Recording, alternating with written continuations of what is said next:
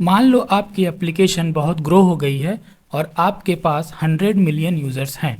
Starting में एक ही database काफ़ी था, लेकिन अब डेटा भी बहुत ज़्यादा हो गया है और ट्रैफिक भी। तो आप सोचते हो कि यार डेटा को एक डेटाबेस में क्यों रखना है, हम इसे मल्टीपल डेटाबेसेस में डिवाइड कर देते हैं। और आप अपने डेटा को मल्टीपल डेटाबेसेस में डिवाइड भी कर देते हैं और सब कुछ बढ़िया चलने लगता है। लेकिन फिर बिजनेस ग्रो करता है और आपको लगता है यार मुझे एक डेटाबेस और ऐड करना चाहिए। सुनने में तो ये बहुत सिंपल लगता है कि यार एक ही डेटाबेस तो ऐड करना है, लेकिन यहाँ एक हिडन प्रॉब्लम छिपी हुई है। कई सिस्टम्स में सिर्फ एक डेटाबेस ऐड करने से करोड़ों डेटा को हमें मूव करना होता है एक डेटाबेस से दूसरे डेटाबेस में। जब मैंने पहली बार ये सुना था तो मुझे भी बिलीव नहीं हुआ था कि आखिर एक डेटाबेस ऐड करने से इतना बड़ा इम्पैक्ट कैसे आ सकता है। और इसी प्रॉब्लम को सॉल्व करने के लिए यूज़ होती है कंसिस्टेंट हैशिंग। आज हम इस वीडियो में कंसिस्टेंट हैशिंग के बारे में समझेंगे, सिंपल लैंग्वेज और डायग्राम्स के साथ। चलिए पहले प्रॉब्लम समझते हैं। मान लीजिए आपके पास ये एक बड़ा डेटाबेस था जिसमें 100 मिलियन यूजर्स थे। अब आपने क्या किया, इस बड़े डेटाबेस को इन 4 डेटाबेसेस में तोड़ दिया। इन यूजर्स को इन 4 डेटाबेसेस में रखने के लिए कोई आपको एक रूल बनाना पड़ेगा। तो मान लीजिए एक हम सिंपल रूल बनाते हैं कि जो भी यूजर आईडी है यूजर्स की, लाइक यहाँ पे है 0 फर्स्ट वाले की, और जितने यहाँ पे नंबर ऑफ डेटाबेस है यानी 4, उससे अगर हम मॉड्यूल ले लेंगे और जो भी वैल्यू आएगी, इस केस में वैल्यू आएगी 0, तो जो भी वैल्यू आएगी उस डेटाबेस में इस हम यूज़र को स्टोर करा देंगे। तो ए जो स्टोर हो जाएगा वो यहाँ पे स्टोर हो जाएगा 0 वाले पे। ठीक इसी तरह 1 को अगर हम 4 से मॉड्यूलो लेंगे तो आएगा 1, तो हम बी को यहाँ स्टोर करा देंगे। सिमिलरली सी यहाँ पे, डी यहाँ पे। जब ई की बारी आएगी यानी 4 मॉड्यूलो 4, अगेन ये क्या आ जाएगा 0, तो ई जो है यहाँ स्टोर हो जाएगा। ठीक इसी तरह एफ यहाँ पे, जी यहाँ पे, एच यहाँ पे, आई अगेन, तो आई यहाँ पर आ जाएगा और जे यहाँ पे। ऐसे ही करोड़ों यूजर डिस्ट्रीब्यूट हो गए और सब कुछ स्मूथ चल रहा है। डेटाबेस पे देख रहे हैं कि लोड भी बैलेंस है और एप्लीकेशन भी फास्ट है और सब हैप्पी है। लेकिन फिर आपकी कंपनी ग्रो करती है और यूजर्स 100 मिलियन क्रॉस कर जाते हैं, तो स्टोरेज भी इंक्रीज हो रही है और डेटाबेस पे लोड भी बढ़ता जा रहा है। तो आपकी टीम ये डिसाइड करती है कि let's add one more database. तो यहाँ पे एक और डेटाबेस जो है ऐड हो जाता है, DB4। अब हमारे पास डेटाबेस कितने हो गए, 5, पहले थे 4। और ऑनेस्टली यहाँ तक सब सिंपल लगता है, मुझे भी पहली बार ऐसा ही लगा था। नया डेटाबेस ऐड करो, लोड डिस्ट्रीब्यूट हो जाएगा और प्रॉब्लम सॉल्व। बट यहीं से रियल प्रॉब्लम स्टार्ट होती है। अब नंबर ऑफ डेटाबेस हमारे पास हो गए हैं 5, तो 0 को जब 5 से मॉड्यूल लेंगे तो ये आएगा 0, यानी ए जो अभी भी है सही जगह पर है। ये 4 डेटाबेस के साथ था, ये 5 डेटाबेस के साथ, ए भी यहीं पर रहेगा। बी यानी 1 को अगर हम 5 से मॉड्यूलो लेंगे तो आएगा ये 1, बी भी यहीं पर रहेगा, सी भी यहीं पर रहेगा, डी भी यहीं पर रहेगा। लेकिन जब ई की बात करेंगे तो ई की वैल्यू कितनी है 4, 4 मॉड्यूलो 5, यानी वैल्यू कितनी आ जाएगी 4, यानी अब ई जो है यहाँ पे चला जाएगा। पहले ई कहाँ पे था, 0 वाले डीबी पे था, लेकिन अब ई कहाँ पे चला जाएगा, 4th वाले डेटाबेस में। ठीक इसी तरह अगर 5th वाले आईडी को लेंगे तो यह आ जाएगा 0। इसका मतलब कि एफ जो है हमारा कहाँ जाएगा, 0th वाले डेटाबेस में। ठीक उसी प्रकार जी यहाँ पे, एच यहाँ पे, आई यहाँ पे, जे यहाँ पे। तो हमने तो सिर्फ एक डेटाबेस ऐड किया है, यूजर्स क्या हो गए, ऑलमोस्ट हर जगह शिफ्ट हो गए। और असली प्रॉब्लम यही है। अब अगर हम यूजर ई को देखें तो ई पहले जो था 0th वाले डेटाबेस में था, लेकिन ई अब कहाँ है, ई अब डेटाबेस 4 में है नए मैपिंग के हिसाब से। अब हमें क्या करना पड़ेगा, ई को मूव करना पड़ेगा इस डेटाबेस से इस डेटाबेस में। ठीक उसी तरह एफ को हमें मूव करना पड़ेगा डेटाबेस 1 से इस डेटाबेस पे। इसी तरह हमें करोड़ों यूजर्स को एक जगह से दूसरे जगह मूव करना पड़ेगा। अब सोचो अगर हमारे पास 100 मिलियन यूजर्स हैं और मेजॉरिटी ऑफ यूजर्स को अगर हमें मूव करना पड़ जाएगा तो क्या होगा?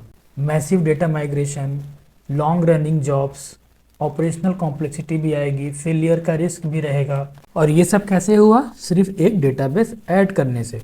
इसी प्रॉब्लम को सॉल्व करता है कंसिस्टेंट हैशिंग। कंसिस्टेंट हैशिंग का गोल बहुत सिंपल है, नया डेटाबेस ऐड करो लेकिन मिनिमम डेटा मूव हो। हम नया डेटाबेस ऐड करेंगे लेकिन हम ये ध्यान रखेंगे कि डेटा का मूवमेंट एक डेटाबेस से दूसरे डेटाबेस में मिनिमम हो। तो चलिए देखते हैं ये हम कैसे अचीव करेंगे। तो अब हम डेटाबेस को एक लाइन में नहीं, एक सर्किल पे इमेजिन करते हैं। तो मान लीजिए हमने एक सर्किल ले लिया है जिसमें 13 डेटा पॉइंट्स हैं, हमारे पास 4 डेटाबेस हैं। तो मान लीजिए कि हम पहले डेटाबेस को 0th पॉइंट पर रख देते हैं। तो मान लीजिए DB1 ये हमारा पहला डेटाबेस हो गया। मान लीजिए सेकेंड को हम यहाँ रखते हैं DB2, नेक्स्ट को यहाँ पे DB3 और एक यहाँ रख देते हैं DB4। तो हमने अब डेटाबेस को भी प्लेस कर दिया है रिंग के ऊपर। इसी सर्कल को हम बोलते हैं हैश रिंग। इसको हम क्या बोलते हैं? Hash ring.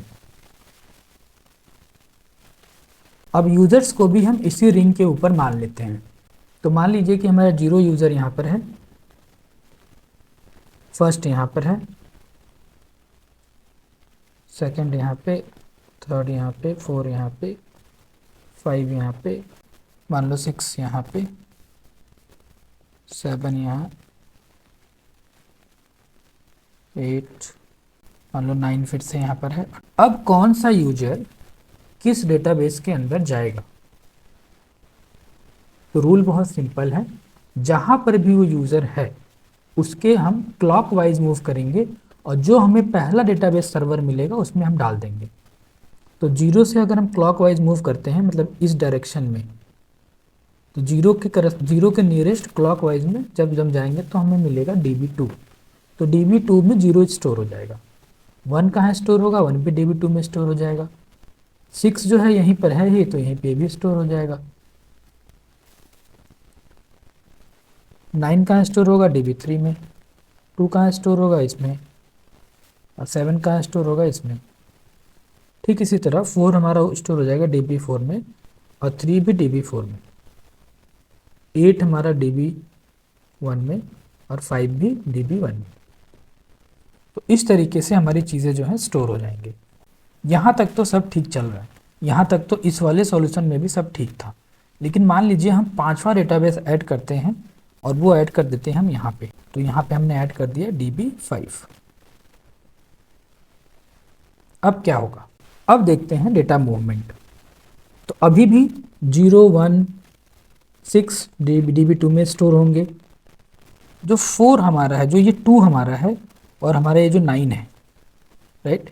अब इसके नियरेस्ट हमारा क्या हो जाएगा? DB5 हो जाएगा। तो अब ये वैल्यूज जो हैं कहाँ स्टोर होंगी? DB5 में। अब पहले कहाँ थी? DB3 में, राइट। 7 अभी भी हमारा 7 भी 5 पर है तो 7 भी यहाँ पे स्टोर हो जाएगा।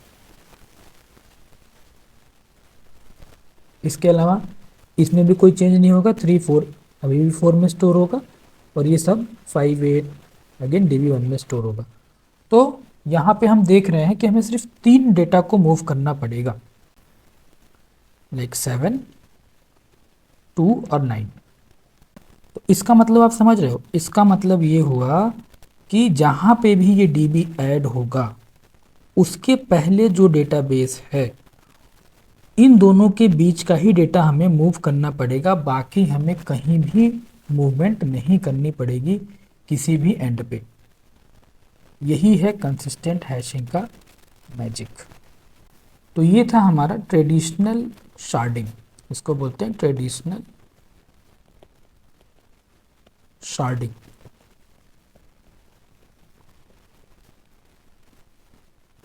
और इसको बोलते हैं हम कंसिस्टेंट हैशिंग। तो कहने का मतलब ये है कि ट्रेडिशनल शार्डिंग में नया डेटाबेस ऐड करने का मतलब हमें पूरी कॉलोनी ही शिफ्ट करनी पड़ेगी, लेकिन कंसिस्टेंट हैशिंग में सिर्फ एक गली को ही शिफ्ट करना होता है, यानी थोड़ा सा डेटा।